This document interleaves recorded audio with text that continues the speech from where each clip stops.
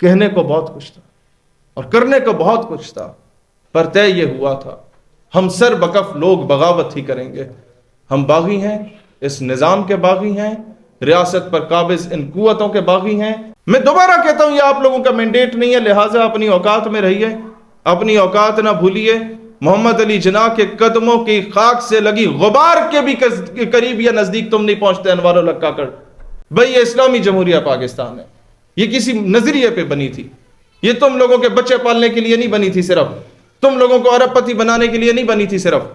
لہٰذا آپ لوگوں نے تو عوام میں آنا نہیں ہے، آپ عوامی نمائندے نہیں ہیں، آپ سلیکٹڈ لوگ ہیں۔ آپ انگریزی کی پریزنٹیشنیں دے کے، ڈنگا منہ کر کے، ٹائی لگا کے پریزنٹیشن دے کے لوگوں کو، بڑے بڑے صاحب کو امپریس کر کے وزیر اعظم بننے والے لوگ ہیں۔ سرینا کوئٹہ میں پریزنٹیشن آپ دیا کرتے تھے، وہ آپ بن گئے، لیکن بھائی جان اب یہ ورکشاپوں کی پیداوار بھی ختم ہونی چاہیے۔ سال کے بعد آپ لوگ درجنوں بیوروکریٹس پاس آؤٹ کرتے ہیں جو اس وقت ٹویٹر سٹار بنے بیٹھے ہوئے ہیں۔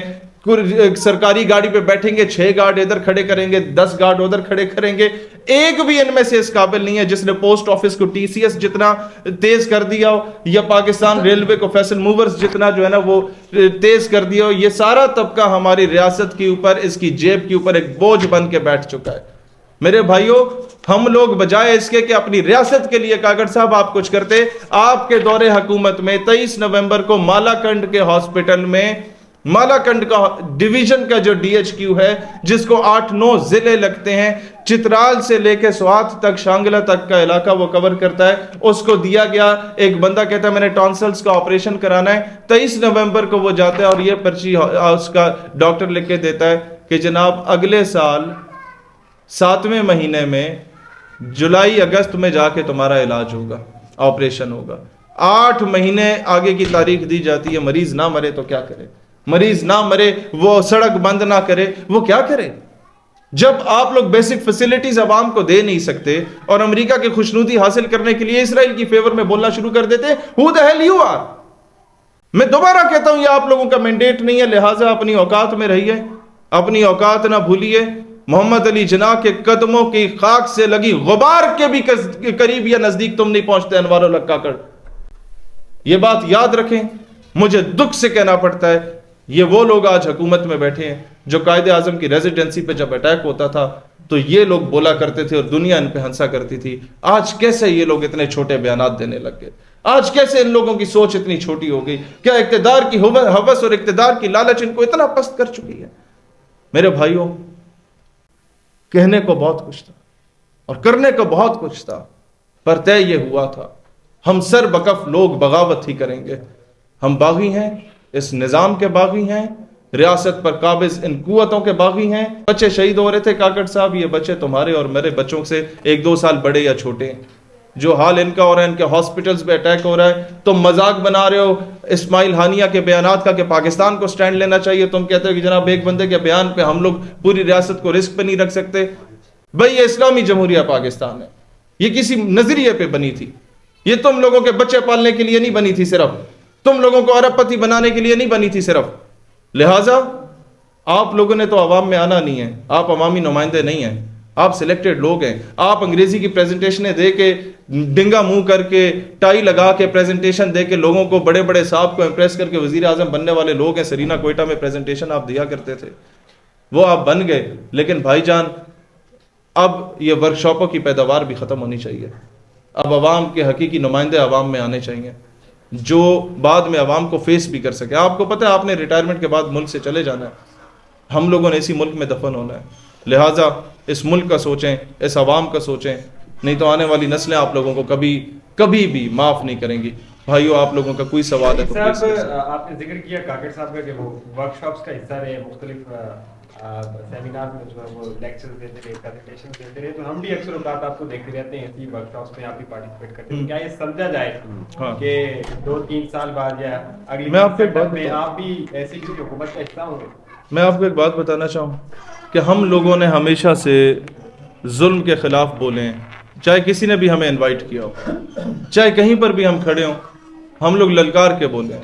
لازمی نہیں ہے کہ ہم لوگ کسی رنگ میں جا کے ڈھل جائیں گے، اور ہم لوگ آپ کو 12 سال پہلے جیسے نظر آتے تھے 12 سال بعد بھی ایسے نظر آئیں گے۔ جس مقام پہ ہم کھڑے ہیں کوئی بھی پولیٹیکل پارٹی ایسے لوگوں کو بنا بنایا ایم این اے کا ٹکٹ دے کے جتوا سکتی ہے. ہم لوگوں نے ایسی حرکت نہیں کی. ہم نے اپنی سیاسی جماعت بنا کے یہ فیصلہ کیا کہ بادشاہ کے محل میں غلام بن کے رہنے سے بہتر ہے انسان اپنی چھوٹی سی جھونپڑی کا بادشاہ بن جائے, کم از کم دلیری کے ساتھ آنکھوں میں آنکھیں ڈال کے بات کرنے کے قابل ہو جائے.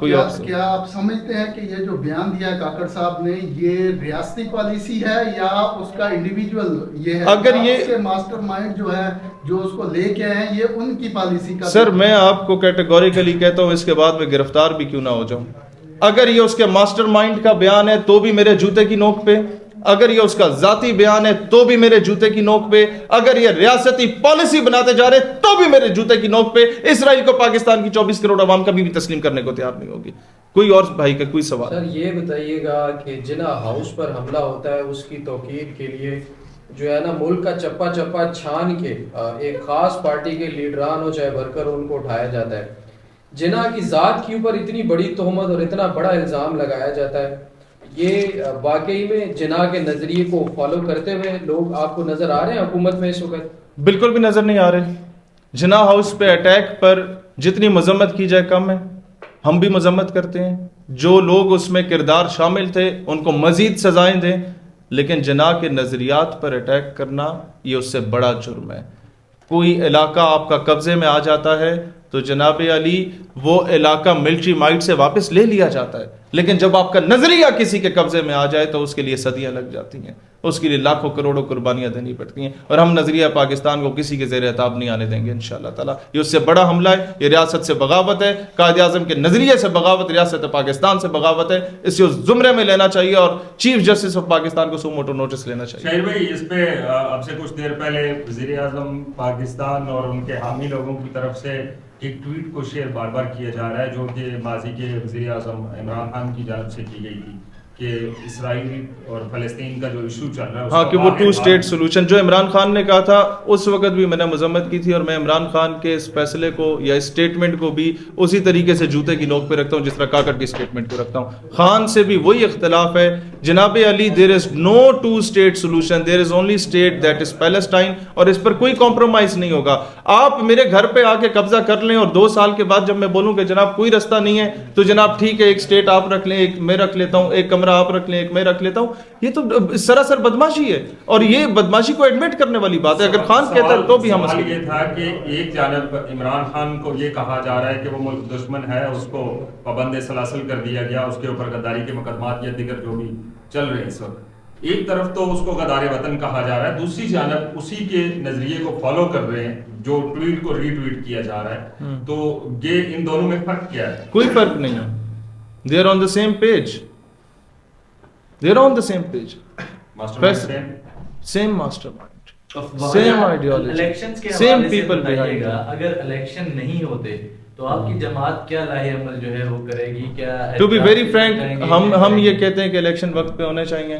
اگر یہ لیٹ کر رہے ہیں تو اس میں پی ڈی ایم جماعتوں کا اپنا نقصان ہے, تمام جماعتوں کا نقصان ہے. ہمارے علاوہ ہمیں مزید ٹائم مل رہا ہے, ہمیں مزید میڈیا ایکسیپٹ کرنے لگ گیا, ہمیں کوریج ملنے لگ گئی, لوگ جو پارٹیوں سے مایوس تھے ہمارے پاس آنے لگ گئے. لیکن میں سمجھتا ہوں پولیٹیکل سٹیبلٹی ضروری ہے.